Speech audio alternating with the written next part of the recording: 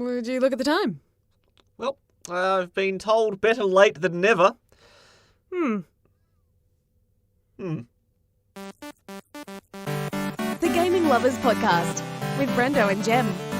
G'day and welcome to The Gaming Lovers, episode 129. I'm Jem. I'm Brendo. This is the Gaming Lovers Podcast, your favourite fortnightly podcast that sometimes fortnights take 4 weeks.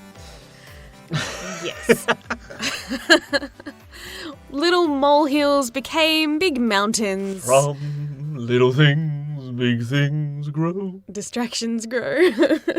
Family obligations. Anyways, enough excuses. We are back. They were not excuses, they were reasons. There is a difference. I blame my family for most of it. Just because I was hanging out with them and didn't get to see them in the past, 6 months and finally caught up with a lot of people. True. It was worth the effort. Sometimes you think, okay, our normal time we record our podcast is busy. We'll just do it later on. We'll do it tomorrow. We'll do it the next morning. Okay, that time's busy as well. We'll do it the day after. It's going to be a little bit late. Okay, it'll be a week late. Okay, it'll be 2 weeks late. Here we are. The podcast has arrived. We're going to make sure you get your money's worth in this episode of the Gaming Lovers Podcast. Is that where you insert the joke of you get what you pay for? We'll give them double the value today. How's that sound? Oh, no. Well, we've got a lot to catch up on because I believe we hadn't yet wrapped up on 4 in Feb. It's basically late March. Yes. My goodness. That's how bad it's been. So, apologies, but here we are. And I'm happy to report 4 in Feb Hold it! completed. How dare you try to talk about a goal related to gaming without our intro? Oh, I'm sorry. You are out of sorts. You don't even know how to follow the script. We have a script. It doesn't exist. But Well, are you going to sing gaming goals. I wish people could see your face. The weird eyes you're doing at the moment. They're creepy. Anyways, 4 in Feb, the games that I completed was finishing up Persona 5 Royal, which was beefy but done.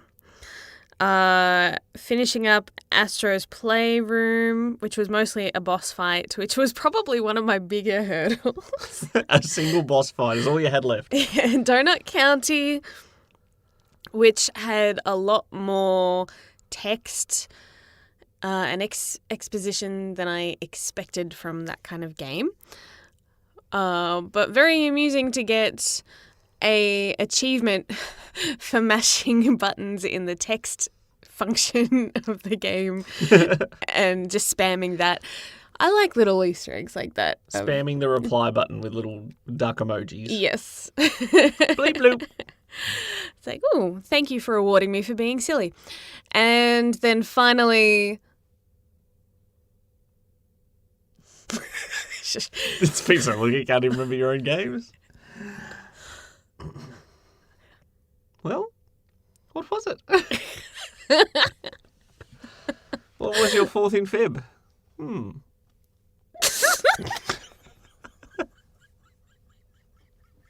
It has been 3 weeks since February ended.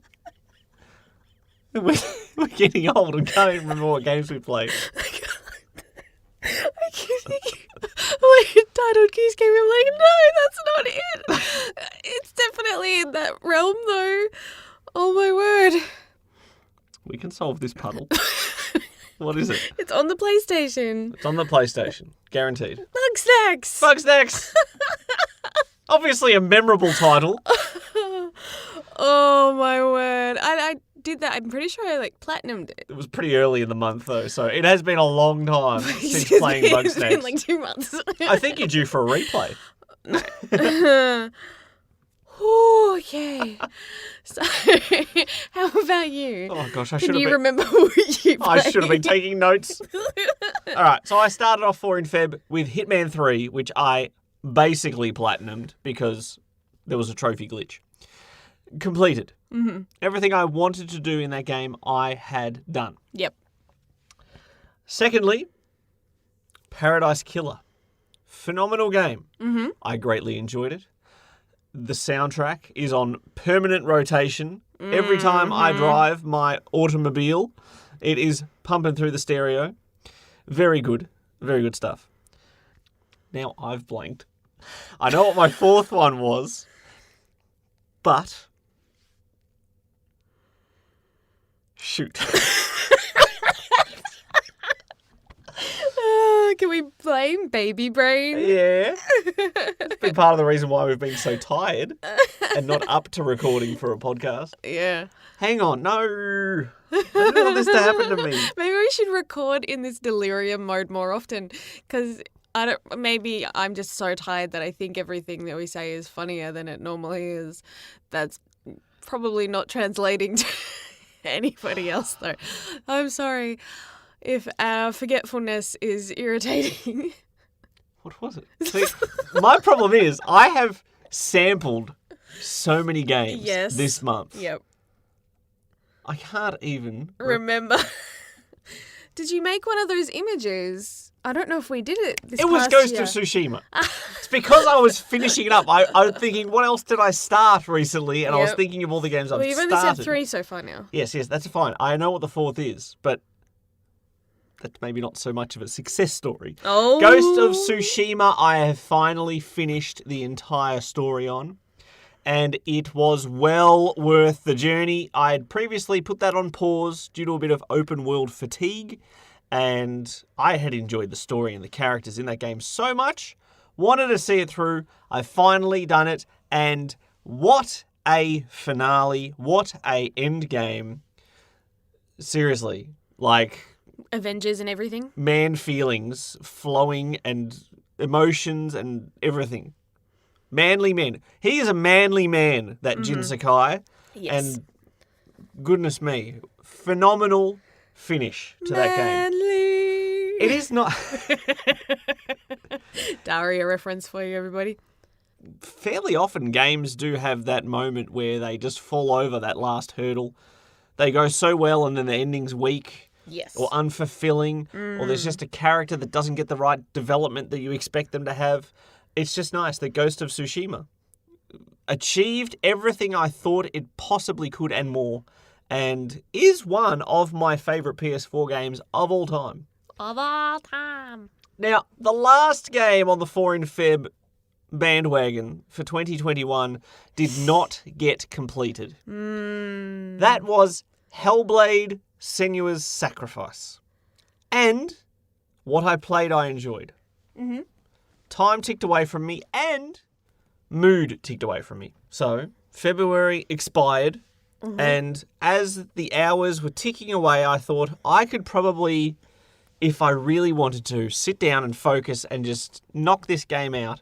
But I wasn't in the right headspace for it, like mental health-wise, emotion-wise. Maybe Ghost of Tsushima left me rattled and I couldn't handle another heavy game because Hellblade is a thematically heavy game and it just wasn't quite right. The combat gameplay is the part that I don't like so much in that as well, and I bumped down to easy difficulty. There's no shame in that, purely because I just wasn't enjoying the combat. It was reducing my enjoyment of that game. I assure you all that I will beat that game at some point. In the next 10 years. Maybe in 4 in Feb 2022. No. I believe it will be earlier than that because I was enjoying it. It just did not make the last minute dash for the finale. Yep. There's only so many voices whispering in your ears that you can handle. Especially when you're wearing the headphones. It is a legit chilling feeling sometimes when you just hear little... No. Don't do that. Stop it. Go the other way. Stop it. It's creepy. Because I'm actually wearing headphones in this recording booth and it sounds like you're whispering from all sides. You're pretty. Is that better? Yeah. Say nice things. Say nice things. So that is 4 in Feb done. What's been going on with the gaming lovers since March has begun. Tell you what has been happening. Stardew Valley. Yes. We may not have been reporting on the video games we've been playing, but to varying degrees, there have been quite a bit of video gaming going on Yes. in the gaming lovers household. So an update on our farm. Mm-hmm. I don't remember where we left off, to be honest, on the podcast, because we had talked about how it was distracting us from 4 and Feb. Our last episode was us talking about the fact that Stardew Valley reappeared at Yes. Valentine's Day. Yes. And so that gives you a time frame.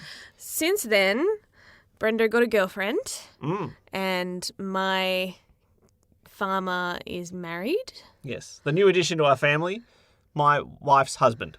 There were 3 in the bed, and the little one said, Well, to be fair, I don't have anywhere else to sleep. We're doing a co-op game and you moved my bed out of my little shack. You do. You have your own cottage.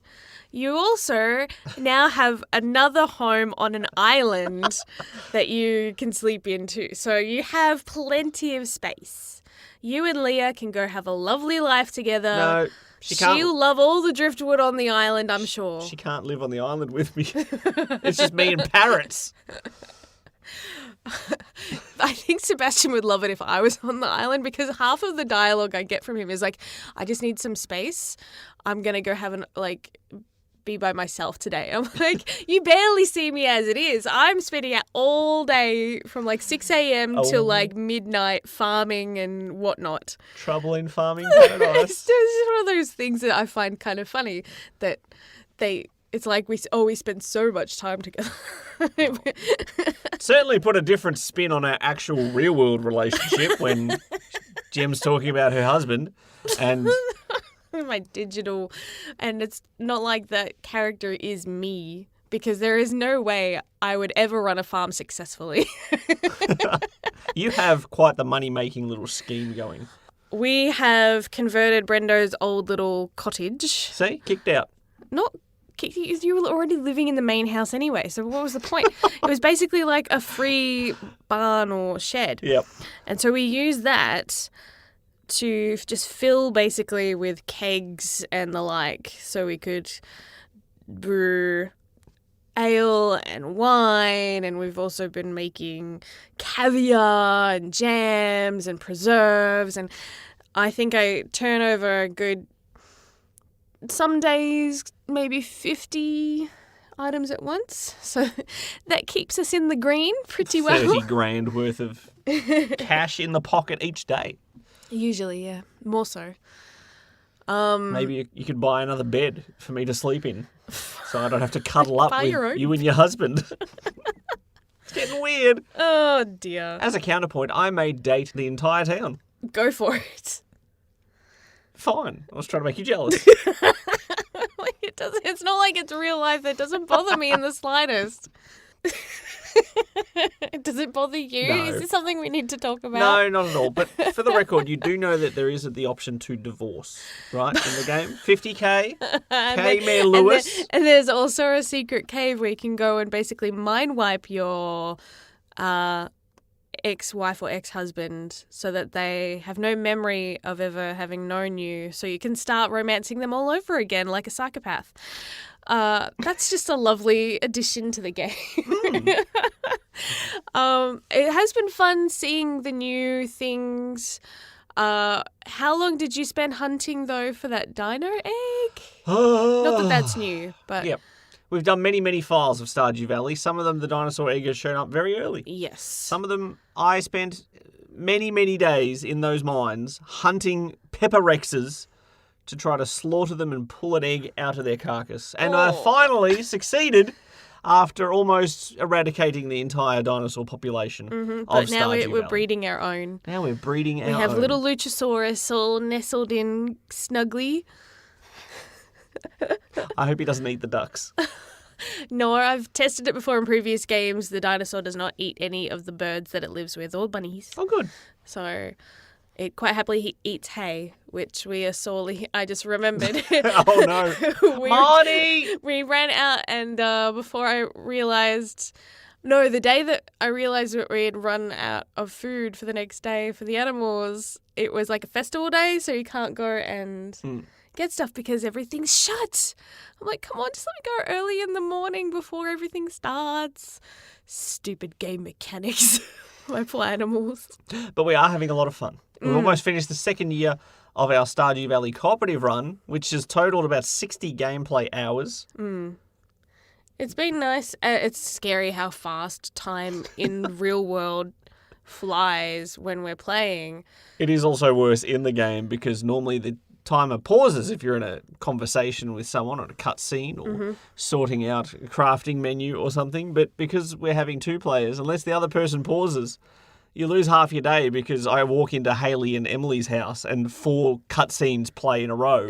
And I'm just like, well, there goes my day. Yes, because the time keeps ticking. Unless the other person's kind and pauses for you. No. Doesn't it? But sometimes you don't realise or you're in the middle of something else too.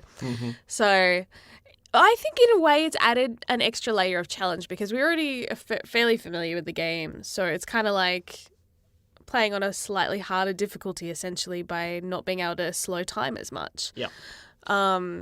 Whereas if you're playing on your own, you kind of need time to be slow so that way you can methodically go through your inventory and not feel rushed or stressed. Because if that was still chipping away at your time and you're stuck in the mines, that would be really bad. Well, we have unlocked a whole lot of stuff that we've never touched before in this game. We've got our good buddy Krobus in the mine, in the sewers, and I visit him every Friday for an iridium sprinkler. And it's just been so refreshing playing a game that has received so many updates. Yes, since we played it. We've achieved goals that we've never been able to achieve before. It's been wonderful and enjoyable and has eaten into quite a bit of our solo gaming time too. Yes. So what else have you been playing? What's one of the many games that you've been playing since Feb? Can you believe it? I have finally started Kingdom Hearts 3. Woohoo! The 14th game in the Kingdom Hearts series. Whatever it is, it's ridiculous. It's Kingdom Hearts 3. But there's a lot of gaming to take care of before you get to Kingdom Hearts 3. Yes. I have chipped away at it over the past decade, and that is not an exaggeration. Facebook has reminded me of that. And I am having a very good time. They are picking worlds in this game that I have fond Disney memories of. I adore the fact that I've already visited Toy Story Land. I like Toy Story. I have for years. It may, in fact, have been the first movie that I ever received that I owned. Aww. It was for Christmas one year, and I got a VHS cassette, because I'm old, of Toy Story. I think Toy Story, or maybe it was Toy Story 2, is the first DVD we ever bought.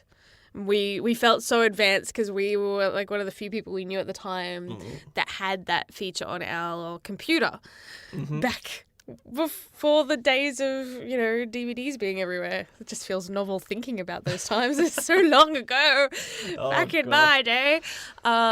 Yes. I had a lot of fun watching some of those introductory scenes to all the different worlds as you've been visiting them, mostly because I love seeing if the characters have the original voice actor or if they've got a voice match. Jem and I are no strangers to guess the voice actor. Yeah. And if it is not the legit voice, we will pick it up and we will critique it. Because Tom Hanks, his brother Jim, does a lot of his... smaller jobs that can't afford Tom Hanks, which would be Kingdom Hearts, and a lot of other spin-off little small animations and things like that.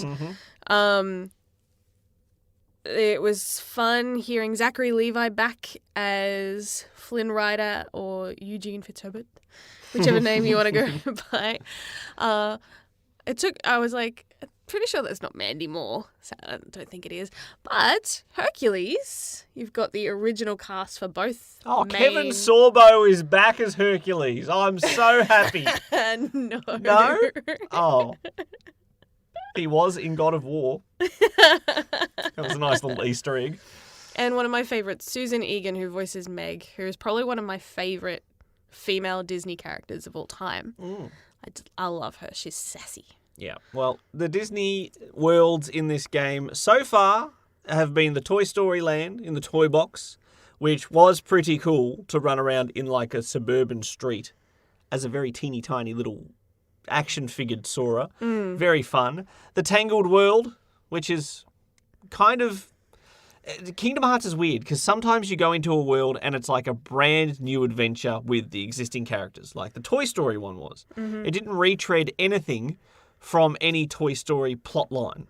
It was amazing. I loved it. The fact that that Rex in particular thought that Sora was an anime character from his favorite video game. Very cool. And then you go to the Tangled World and it's basically Tangled the movie abridged in a very short story form with Sora as an assisting character.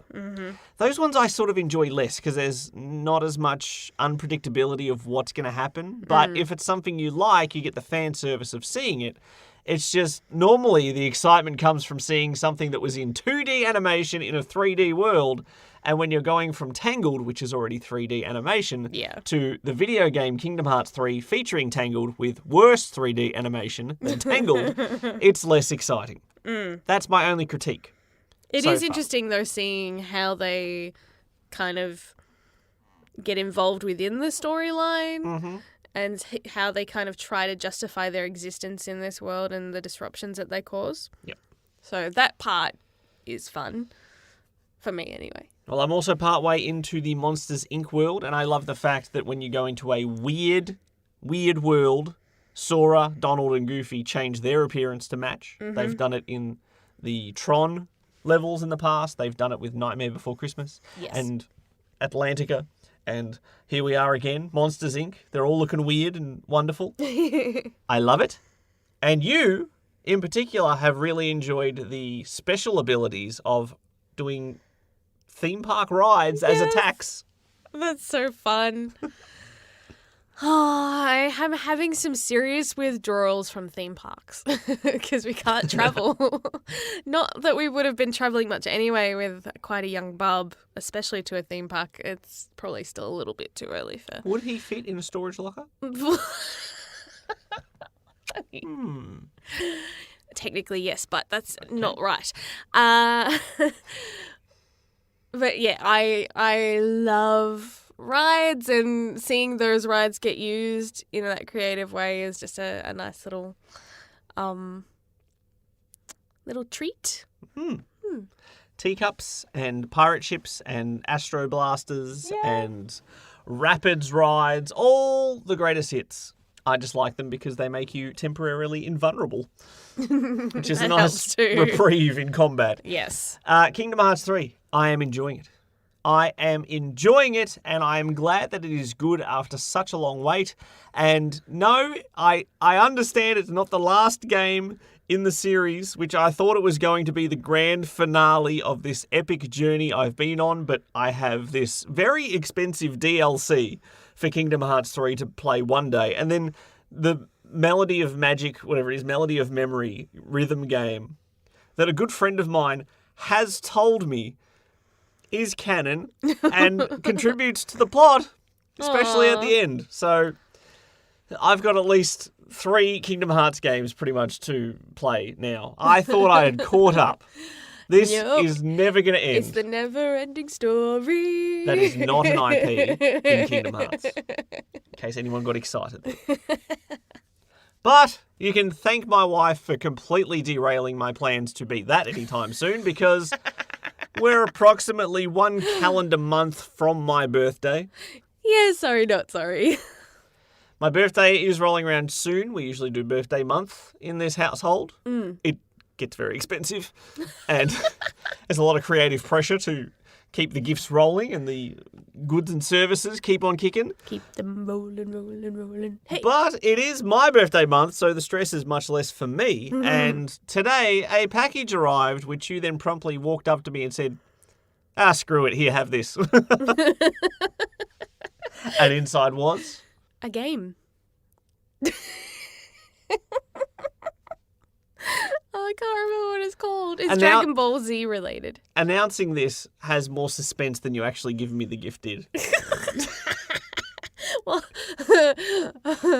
I was in a hurry, so I ripped it open and just handed it to you. Such a thoughtful gift-giving process. Yep. Dragon Ball Z Kakarot, which we accidentally started in Japanese, and Jem didn't like the voices so much.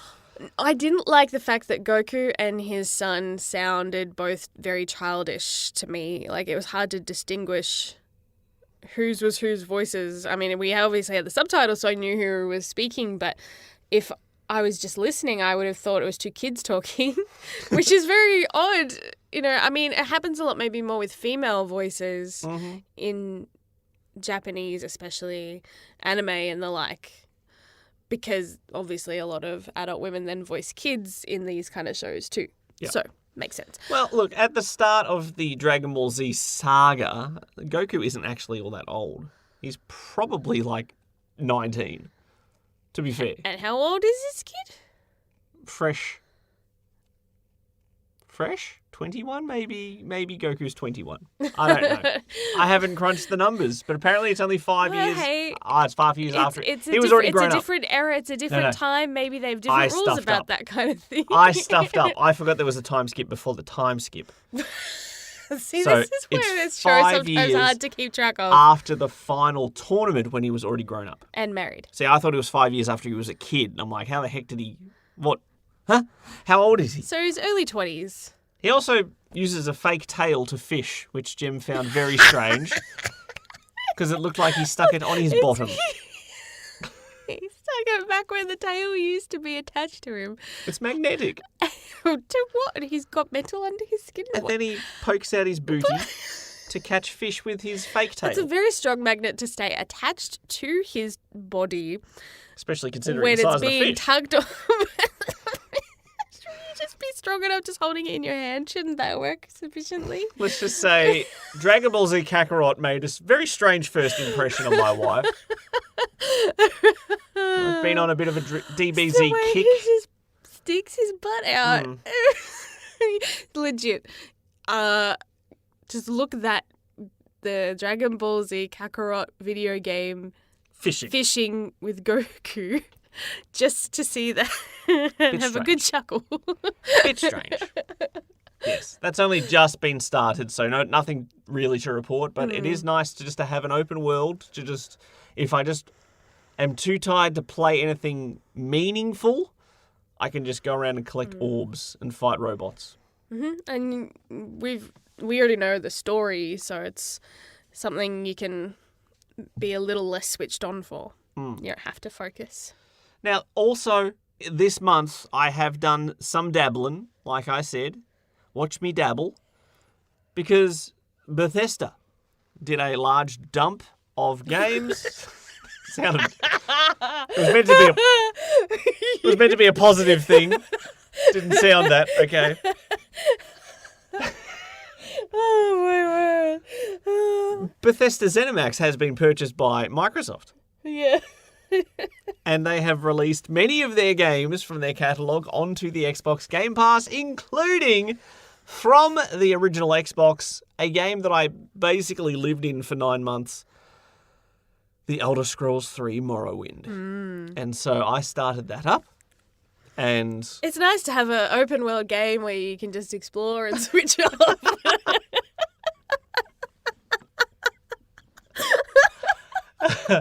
Now, nostalgia goggles may have filtered this a bit different in reality than what it was in my memories. The text is quite heavy. There's no voice acting. Well, there is voice acting, but not in the actual conversations. Just people walking past and they're like, oh, don't cause any trouble. That sort of stuff. But the thing that surprised me the most is the fact that your stamina runs out while you're walking. And so most of the time you will not have the energy to swing your sword if needed. It's especially early on. That sounds a little too realistic. It's going to take some leveling up. I also used our next generation Xbox Series X to play Doom 2. How are the load times? Very fast. I'm actually shocked that Doom 2 is 500 megabyte. That is quite ridiculous. I'm sure I had that game on like a 3.5-inch floppy disk at some point. But hey, this is good. So many great games. If you are yet to play Prey, play it. It's on the Xbox Game Pass, especially if you have a Series S or Series X, because One of the biggest complaints I had of that game was the load times, and they should, in theory, be faster, which is good. Fallout 4 is now on there as well, and we've got The Evil Within, and my goodness, anything in the future that comes out from Bethesda might just well be Xbox exclusive on the Game Pass. Except for the 2 PS5 games they're currently working on. Exclusive PS5 games. Awkward. It's almost, I just found it strange. They're in a exclusive relationship, but they have to finish making 2 games for the direct opposition of your company. What an interesting industry. Very strange. I have been playing, let's see, more Persona 5 Strikers. Have we even discussed Persona 5 Strikers on this? Well, I don't think so. See, more bang for your buck with this episode. This Gaming Goals is going to take about 3 hours. So much to catch up on. It's like friends that haven't seen each other for like a year or so, and just like, oh yes, this happened in my life, and this and this. So it's been a little jarring because obviously playing Persona 5 Royal quite recently, it's been very fresh in my mind. The animation is still very fun. It is wonderful because I was having withdrawal symptoms after being with my friends for so long. So I was like, yay, more of this, please. So the cutscenes and the interactions, I love. The combat was a little strange at first. I think after going from turn-based methodical combat after over 150 hours of that to then go into like a brawler-esque just running around like a chicken with its head chopped off. It's been a little weird to get used to, but not necessarily bad. I'm not playing on a very hard difficulty or anything. So I'm pretty sure most of your battles last about 4 seconds. Sneak attack, I'm sure all-out attack, battle's over. Boss fights will probably require a little bit more strategy, but I am so not playing this for the combat at all. I just want to enjoy the story and hang out with my friends in a camper van, baby. Yep. I just want to see you go to somewhere other than Tokyo because we've seen that in Persona 5. Yep. We've seen that in Persona 5 Royal. But we've seen that in Persona 5 the animation. We got to explore more of Shibuya than we've ever done before, and I got very excited because when Brendo and I went to Japan and we stayed in Shibuya, we stayed in Mark City, which is kind of connected to Shibuya Station. It's got a crosswalk, which is one of the hideouts, right? That crosswalk. And that takes you straight over to the hotel. And you kind of go in that area. It's called Mark City, or it's slightly Marcus City, like the slightly different syllables. But it is that area, and I was like, oh my goodness, I've stayed here. And obviously the scenery is all warped, so I couldn't tell if that was my hotel room view or not. But it was just one of those fun, like, I love games like that are true to the area. Things like Yakuza, where they've said that it's, basically digital tourism. I basically navigated us through Shinjuku using my knowledge of Yakuza. Crazy. And Persona's the same. Yes. Only this time around, I felt like I could navigate the game better because I knew Shibuya quite well because we stayed in that area for a significant amount of time while we were based in Tokyo. It was our hub. So we'd go out and do day trips to different wards and then come back to our hotel in Shibuya. So we were very familiar with all those little side streets and stuff. So going through and exploring all these sections now for this opening mission has been nostalgic on so many levels. Nostalgic in the sense of, going back and playing with my Persona buddies, but nostalgic in a real world sense. So it's like layers. So I'm enjoying that, although I haven't played it as much recently because of the style of the combat. I can't play it when it's just me and play 3. And a lot of the time when you offer to let me play in the evening, I'm too tired. You have been a bit stop-start with this game. So, yeah, hopefully I'll get back into the jam of it again. But, yes, I think because Stardew's just been so nice and chill. I keep leaning that way.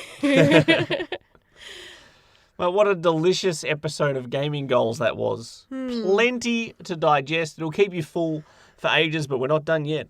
We'll be back after this break discussing the amazing play-at-home initiative that PlayStation are rolling out to help people deal with the COVID lockdowns. You're listening to the Gaming Lovers Podcast.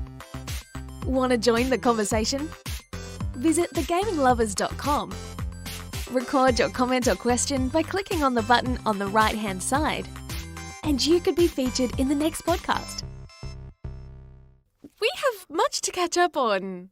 It's been a while since we've gotten in the booth to record this podcast. And thankfully, nothing's happened in the past 28 nothing of days. significance at all. No free games getting dished out to people or anything awesome like that. Oh, wait.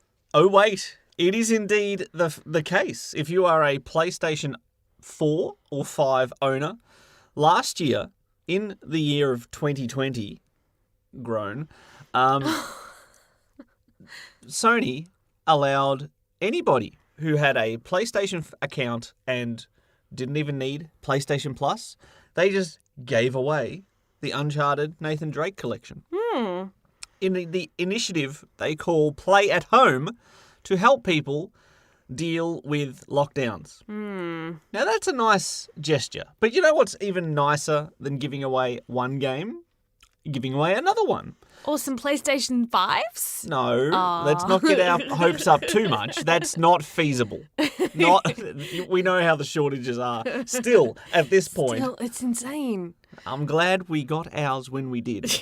Because I almost feel guilty that we managed to snag one so early. And I'm using almost. And we're using it to play Stardew Valley. So, sorry guys. Sorry for contributing to supply and demand issues. Anyway, at the moment, as we speak, as this podcast makes air, Ratchet & Clank has been added to the Play at Home initiative. And you can, as long as you have a PlayStation account, download that. That is yours to keep forever. No strings attached, no subscriptions required of any type, simply a PlayStation account. Now that is pretty cool. But also, at the moment, is a free extended trial for Funimation Premium. Yes. So if you're like somebody in this booth and want to get that My Hero Academia kick, feel free. Thank you, Sony. But do you know what's even better than 2 free games? Another 9. Because so long as they're good games. Everyone thought, it's so nice and benevolent of Sony to give away Ratchet & Clank. That's a good game. Well, starting from March 25th, there is going to be another 9 games available. No strings attached. No strings attached. I've got no strings to hold me down to make me pay for video games. Now, these are a lot of indie titles, and about half of them have PSVR requirements.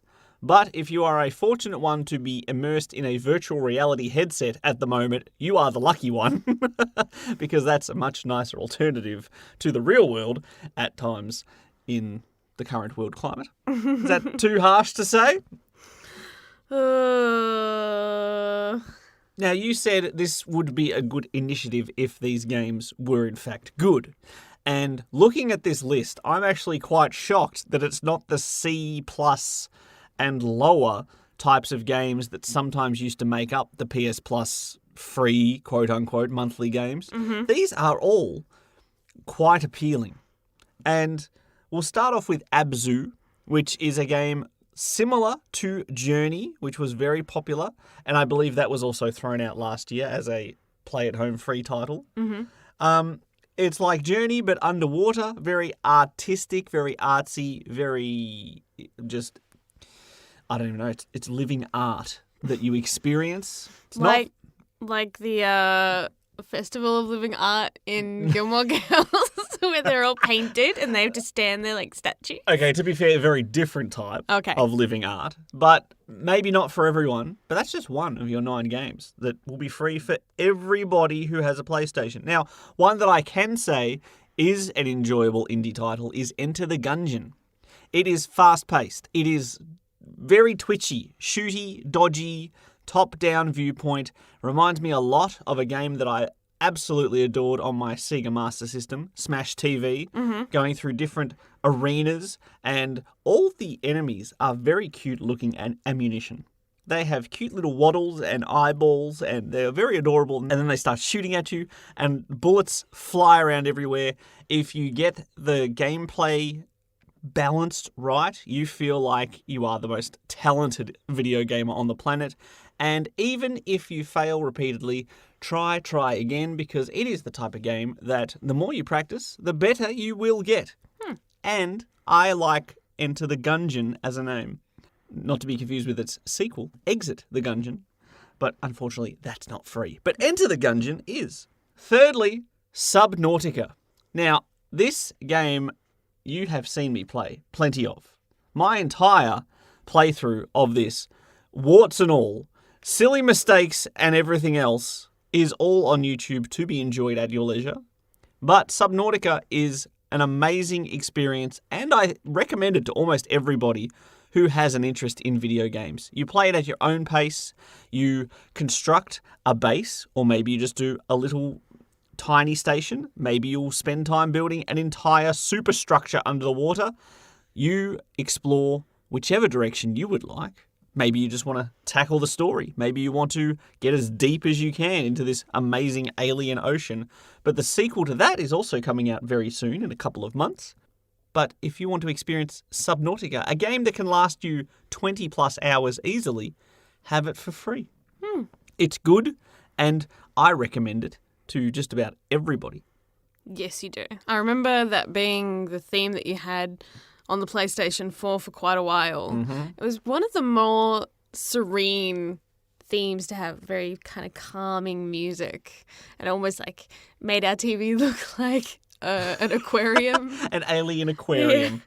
Yeah. So that's pretty cool. Also, another well-reviewed game, if you're a fan of puzzles, The Witness is essentially an island of puzzles, and they all follow rather similar puzzle styles, but the amount of variety that you can get out of one type of puzzle is on display in this game. It has interlocking exploration and puzzling. There's a mystery to be had. It is a very well-received game. I have it on the Xbox. I believe it may have been a Games with Gold at some point. I played it a little bit, and I liked what I played. But if you're the cerebral type of gamer, like a bit of puzzle, The Witness, have it for free. If you're a PlayStation gamer, have it for free. Pretty cool. Now, from here on in, the next game can be played with or without PSVR. It's called Res Infinite, and the best way I could explain that is if you played a Star Fox or the Gummy missions from Kingdom Hearts, but were flying through Tetris Effect. Could you imagine that in virtual reality? Amazing. I'm no doubt about it. Another game that reviews very well, Res Infinite, have it for free. I'm seeing a pattern here. It's all free. Play at home initiative. Amazing. I am astonished at the quality and quantity. There is no lacking with any of this stuff. I feel like they're trying to catch up maybe to how many games are on the Xbox Game Pass. Now, I know technically Game Pass isn't free, but there is so many games on the catalogue. It's very good value. I agree completely, especially with the quality and quantity of games that have been added to Game Pass and the steam that Microsoft have been picking up with that this generation and into the tail end of last. Or literally partnering with Steam, because Microsoft also works with PC. They are not friends, but I saw what you were going for a pun. At the very least. Look, you're friends with little Astrobot, aren't you? You use the word friends a little loosely there. You like Astrobot himself, though. He's cute. He is. And he was the star. Before Astro's Playroom on the PS5, back on the PS4 VR, he was the absolute pinnacle of that virtual reality platform. One of the highest rated VR experiences ever is Astrobot Rescue Mission. And you know what? Have it for free. A game that it's one of the VR titles that Wasn't it already free? Well, I want to play it. No, but I feel like that was already free. Or was it not? Was it something that people actually had to pay for before? It came with PSVR in certain bundles, but not Okay. all of them. So maybe some people have not yet played Astrobot Rescue Mission. But if you don't have it for free. And these are the sort of games you can add to your library now if you have the intention of getting a PSVR headset later down the road. They're already in your library. Maybe you just want to borrow the hardware from a friend and you have the games to play on your own system. These are yours to keep. Awesome. What about Moss, which is where you are as... In the IT crowd? No. Oh my goodness, that would be an amazing virtual reality experience, wouldn't it? The IT crowd VR. Hot ear. Press R2 to spray water on your hot ear. Moss is a cute little mouse adventurer and you are his protector and guardian. So from your virtual reality point of view, you are manipulating the environment, keeping little Moss safe as he explores. And it is... No, not Moss from the... Stop imagining Moss from the IT I crowd. just see Rujinaka. He's a cute mouse. A little mouse with an afro and glasses. Anyway, that is also a very well-received PSVR title, and it is yours for free. Thumper. Again, not a cute little bunny rabbit. Oh, come on. All of these things are reminding me of other stuff. I knew you were going to go there, so I thought I'd just cut that one off at the pass. Thumper is if you were driving a car through Tron, but it was also a rhythm game with very oppressive, dark, heavy beats playing. Thumper is an oppressive rhythm game, which is apparently quite a lot to take in virtual reality. But guess what? It's there for free. You keep saying it like it's such a shock when this is the whole discussion that we're having. I am shocked. And the last of the 9 titles, I think I've done all 9. The last of the 9 titles is called Paper Beast, something I'd never heard of. So I thought, well, any journalist worth their salt would research things before they try and talk about them on a podcast, right? I'm sure we do plenty of research into our topics sometimes. Sometimes. Sometimes. Paper Beast, I think, may be the gem among gems. Because it's like a strange alien, maybe not even alien. It's like a digital playground, but you're in a world with strange creatures. I don't even know how to explain this. So I did my research. You should do yours as well. I'm doing a terrible job of selling this game, but it's a good thing I don't have to because it's free. Paper Beast. It looks like one of the most surreal virtual reality experiences, and I want to try it. Okay. So that's exciting. So there you go. 9 additional games. You got Ratchet and Clank. So 10 games will be available within this week as this podcast comes out. And if that's not enough for you, from April 19th, just a little game that some of you may or may not have heard of will be added to the ranks. But for a limited time, Horizon Zero Dawn. I can't imagine there are many people who have not played this game yet, but if you're one of those few, it's free, so this would be... Free, you say? I'm shocked. For a limited time, you say. Until May 14, you have to download it. And then once you've got it, you've got it. Yep. You don't even have to download it. Just add it to your library. Mm-hmm. The thing is, if you have a console that doesn't even... If you have a PlayStation account and all you currently have is a PS3, for example, you can still log on to either the app or the website, go to the store and add them to your account. You don't even need to have the actual console plugged in to add them to your account. And then one day when you do, download them. You have an entire variety of games at your disposal. So that is astonishing that Sony are providing, after all these indies, and everyone's like, that's amazing, but they're all sort of indie games, have Horizon Zero Dawn, one of our favourite games of the PS4 era. And of all time, I'd say it's up there for sure. We have a lot of excitement for the sequel. So much. And maybe that's your entry point into what will hopefully be an amazing franchise. Mm-hmm. Yes. That's pretty astonishing. So if you are a PlayStation gamer, try some of these out. Let us know what you think. I would like to do a full report on all of them, but at the rate that we go through games, you probably would get it by the end of the pandemic. So it may not be that helpful a review. But yeah, I'm looking forward to trying some of these games that I haven't played. Makes me want to replay Horizon Zero Dawn. I don't think I'd get through it in time before the Forbidden West comes out. Well, you can have a digital copy.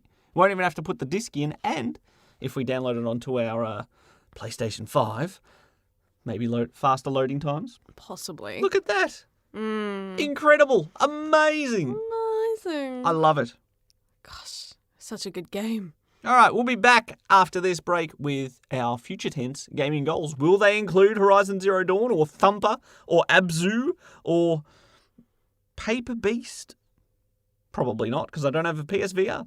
Share the love. Follow us on Twitter at Brendo Jem. That's BRENDOJEM. Well, 4 in Feb is done and dusted, we say at the end of March. It's time for more in March. The continuation. What? It's the tail end of the month? Well, a bit late for that. It's time for Easter now. Chocolate, please. Is there a chocolate video game? I'm sure there's plenty. Plenty of mobile chocolate video games, I'm sure. There is Sweet Mountain, which is a level in Sonic Colors. Fat Princess. I'm sure she eats some chocolate, surely. Oh gosh, it's been ages since I've played Fat Princess. Add it to the to-do list. No. Some person at work mentioned Blinks the Time Sweeper, which was a mascot platformer with time controls on the original Xbox, and in a passing comment is all it took for my brain to go, oh, Blinks the Time Sweeper, can we play that? I haven't played that in 20 years. It's like, shush, brain. Maybe not 20 years. Oh my gosh, let me crunch the numbers. Now you're getting me thinking about nostalgic games and my brain immediately goes, let's play Freddy the Fish. We can do It's like it. a point-and-click adventure on the PC. We made my younger sister play Putt Putt Goes to the Moon. And that's gone back on several this podcast, episodes. so Several it can happen. 100. So myself, what am I going to be that? We've been very succinct this episode. Oh my word. We shouldn't take this much time off. No, I've just forgotten how to words. What am I going to be playing? I don't know. What are you? I'll give you two guesses. Kingdom Hearts 3. Yes, my intention is to do at least another 2 worlds fully. I think that's a doable thing, 1 a week. They're not all that long, but there's a lot of cutscenes at times, and they can start to roll on a while. Keep rolling. So, Sorry. So, I will set my gaming goal for Kingdom Hearts 3 to be 2 complete worlds. And since I think I'm at the end of Monstropolis, I won't count that. I'll beat Monstropolis, I will beat 2 other worlds, and by the time I report back, I may as well be towards the end game of Kingdom Hearts 3. Possibly. Who knows? Maybe it's doable. We will see. Apart from that, Dragon Ball Z Kakarot, and if the speed of this game is anything like the anime in its raw, uncut form, I will probably get absolutely nowhere in that for the next 5 hours. Especially when you're collecting orbs. You've got to do all that grinding to level up before you actually do story stuff. On the topic of that, I thought there were a set amount of orbs in each area. So I was just wasting time collecting them before I moved on to the next area. I loaded my game, and they were all back. They respawn every time you leave somewhere, so that you don't actually collect them. You can do infinite leveling up then. You can if you have the patience or the boredom. Just have actual Dragon Ball Z playing on like your laptop next to it. Watch that while you're just doing the grinding. I will race the anime to the finish. The anime will win. Probably. Look, I know the story beats, so maybe I want to be up to Nappa and Vegeta, the Saiyan Saga's climax, I guess you could say. Maybe the start of Dragon Ball Z. That's where I'm targeting for my gaming goal. And of course, Blink's the time sweeper. No. We don't have time for that. Stardew Valley? Or Stardew Valley. I want to have 100 golden walnuts. Okay. Because that unlocks some special door and I don't know what's in it and I want to know. So my current goal is to segregate all the barn animals. So I want my cows and my goats and my pigs all in their own separate barns. None of this mixing. No, oh, goodness. That sounds awful. I just want them to be able to, because they say in guides that if there's more of one particular type of animal in a barn, then they're more likely to breed. So if I separate them, then I can have dedicated space for animal babies for each thing. So that is the logic behind that decision. Makes sense, I suppose. I just came out very mean. And it a bit was weird. kind of on purpose. And a bit weird. Another goal, I think, I'd like to do more fish ponds. So we've been making lots of roe and caviar from the eggs and stuff, but I want to get all the really weird, rare fish. Well, thank goodness we caught some blobfish. They're so gross. Yes. But I figured that way we can use that once we've got them set up, then that can be another money-making meal. Just fish out some of the rarest fish on a weekly basis and have at it. Whether that's the best money-making scheme, I don't know, but... Every blobfish counts. That's what my grandfather used to tell me. Now, what about the new monkey on your back, Persona 5 Strikers? I would like to challenge you to get to the next city on their road trip. That's a fair challenge. I feel like that's the sort of game where you do get motivated to play it if I set a goal for you on your behalf. So, here's to it. All right. So who gets the PlayStation then? Ladies first. Oh, bye. Bayonara. Thanks for tuning in to another episode of the Gaming Lovers Podcast. Follow us on all of our social media. Dun, dun, dun. Jem's already in the Persona 5 mindset. We will say chowski to you. And apologies again for skipping an episode. Thanks for listening to the Gaming Lovers Podcast. For more episodes or to watch some live stream gaming, visit thegaminglovers.com.